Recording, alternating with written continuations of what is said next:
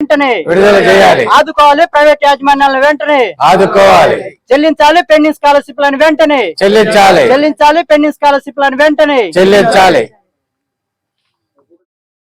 Sir, మేము private engineering college staff association sir.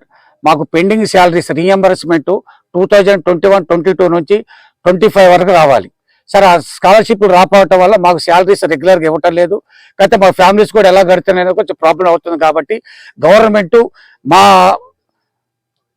మా ఆవేదనే మాది రిప్రజెంటేషన్ గ్రహించి ఇమీడియట్గా మాకు స్కాలర్షిప్ ఇచ్చేటట్టు రిలీజ్ చేయాలని చెప్పేసి మేము గవర్నమెంట్ కోరుకుంటున్నాం సార్.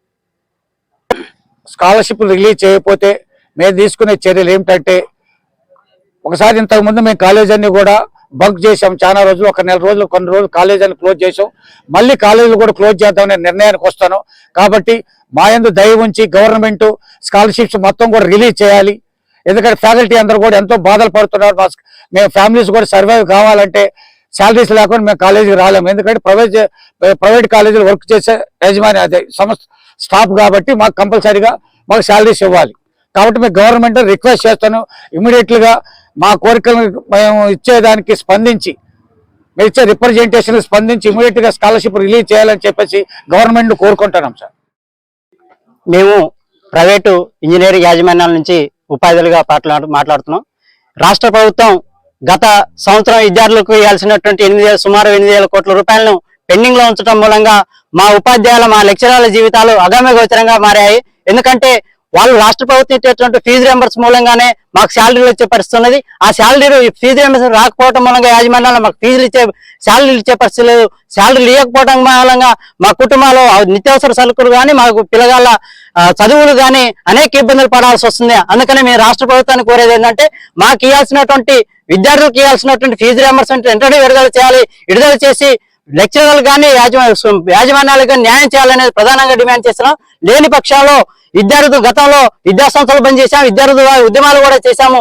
అది చేయని పక్షంలో మా ఫీజు రియంబర్స్మెంట్ విడుదల చేయకుండా మాకు న్యాయం చేయని పక్షంలో దశల వారీగా ఆందోళన కార్యక్రమాలు చేస్తాము. అవసరమైతే సచివాలయాన్ని ముట్టడించడం కూడా వెనకాలగం. ఎందుకంటే మా జీవితాల కంటే ఎక్కువ కాదు, మా జీవితాలు మాకు వచ్చేటటువంటి శాలరీలు వస్తేనే మేము జీవితాలు కొనసాగించగలుగుతాం. అందుకని మేము ప్రధానంగా రేవంత్ రెడ్డి గారిని డిమాండ్ చేసేది ఇదే.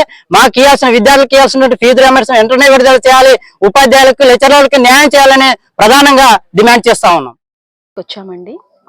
మేము ప్రైవేట్ కాలేజెస్ ఫ్యాకల్టీ అందరినీ ఉద్దేశించి రిప్రజెంట్ చేయడం కోసం కలెక్టర్ గారికి మా రిక్వెస్ట్ని సబ్మిట్ చేయడం కోసం వచ్చాము ఇక్కడికి.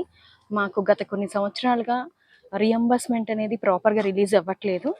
సో అలా రిలీజ్ కాకపోవడం వల్ల మా మేనేజ్మెంట్స్ మాకు శాలరీస్ రెగ్యులర్గా ఇవ్వలేకపోతున్నారు. దానివల్ల మా కాలేజ్లో ఎవరైతే ఫ్యాకల్టీ ఉన్నారో వాళ్ళ నిత్యావసరాలకు కానీ వాళ్ళ పిల్లల భవిష్యత్తుకు కానీ ఇవన్నిటికీ చాలా ఇబ్బందులు కలుగుతున్నాయి. ఇది సక్రమంగా సవ్యంగా జరగాలి అంటే మాకు వచ్చే కూడా కరెక్ట్గా ప్రాపర్ టైంలో ఇన్ టైంలో గనక మాకు ఈ రియంబర్స్మెంట్స్ అనేవి రిలీజ్ చేయగలిగితే సో మా మేనేజ్మెంట్స్ కూడా మా ఫ్యాకల్టీ అందరికీ న్యాయం చేయగలుగుతారండి.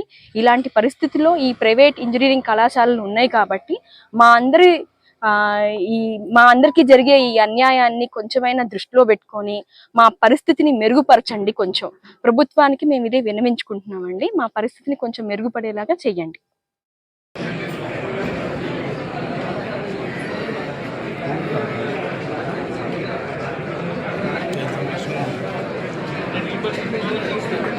పిల్లలు